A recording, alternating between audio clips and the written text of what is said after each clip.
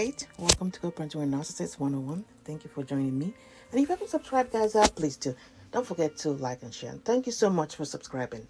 Guys, today's topic is guarding against parental alienation, with the covert narcissist.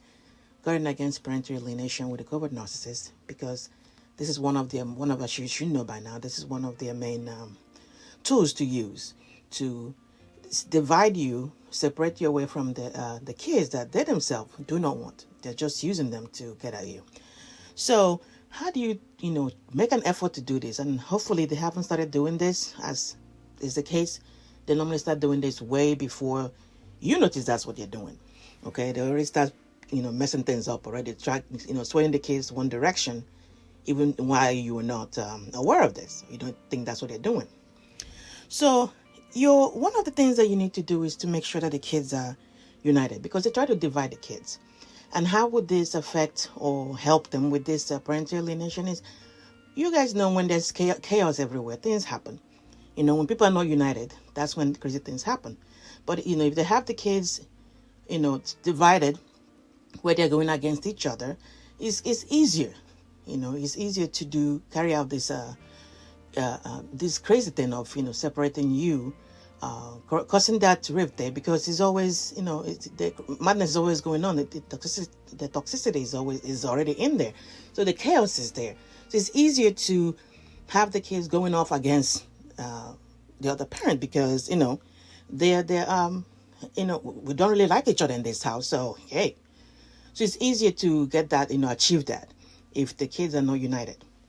Another one is you're teaching the kids about flaws, because the narcissist stays busy calling out everything that you're doing, criticizing everything that you're doing. They're only focused on negative things about you, So you have to teach the kids, and of course tell them it's okay for everybody to have something different. That is different. It might not even be a flaw.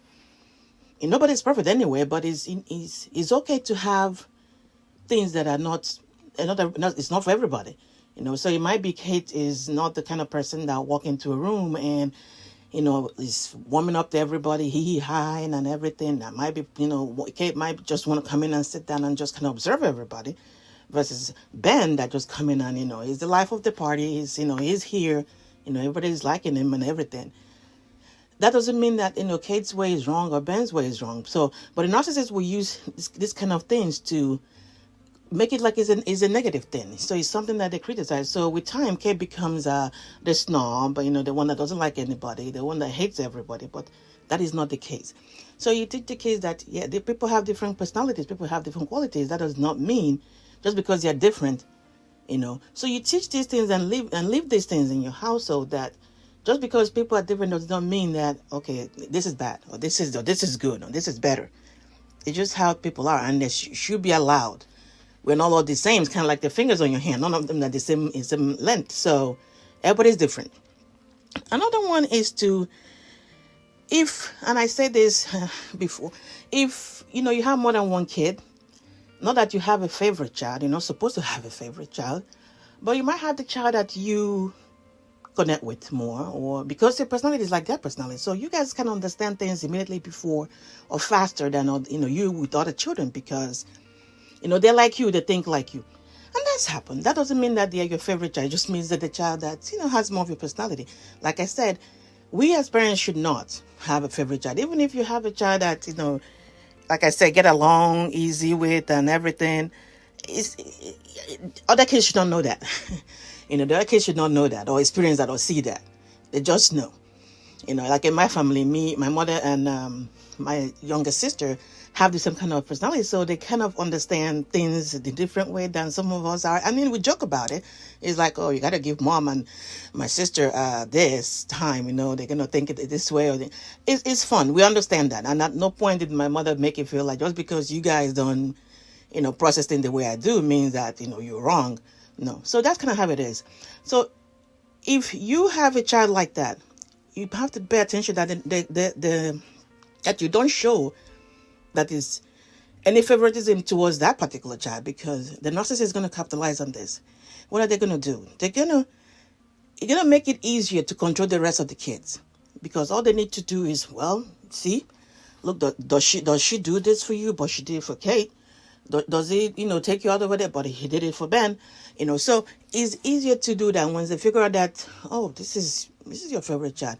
Like I said, it doesn't even, like I said, it's not even like your favorite child. But if they see there's any kind of preferential treatment to one child or the other, a covert narcissist who is not emotionally, healthy, will process it in a whole different way. Thereby taking the other kids as, well, see, I told you guys something is wrong with your mom. Look at what she did. Look at what she doing over there. She don't do that for you guys, right? It's easier to not control the rest of the kids. It's easier to not manipulate the rest of the kids if they feel like this is something that is, going on. Like I said, it doesn't even have to be true, and we already know that. If they make up things, much less if they see some kind of oh, you're laughing more with this child more than this other child. Okay, this is it. They'll take that and build a whole case off of it. So that's why, you guard against that. You on your own part, paying attention, that's not what's going on where you are, regardless of how you relate more with one child or the other, and, have the kids united, because it's harder to come and put a rift in there when the kids are united, when there's no chaos. If the kids don't assume this is all we do, we don't really like each other in this house. So, hey, it's easy to do that.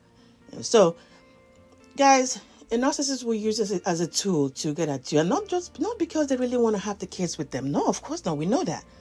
This is just to get at you. And that's what makes it sad, because it's not like, oh, you love the kids so much more than I do, and so you want to spend time with them more. You want them not to talk to me because you feel like I'm a bad influence on them, or like I'm, you don't want them around me.